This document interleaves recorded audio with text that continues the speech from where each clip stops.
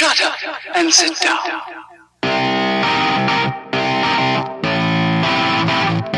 Hello and welcome to another well side-by-side video. Smart entry is disabled on my car. Normally I walk up to the car, put my hand in the door to open it, or touch there. As you can see, it's not locking. So the car's not talking to the key until I press the button. Now the car's locked and the smart entry is not working. That is how I'm now leaving my car every single night. And in the morning I'll open it on the button, start it by placing the key by the start button and re-enable the smart function.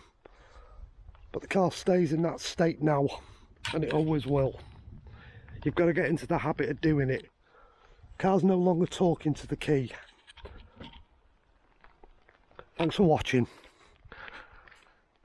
Click like, consider subscribing, and thank you.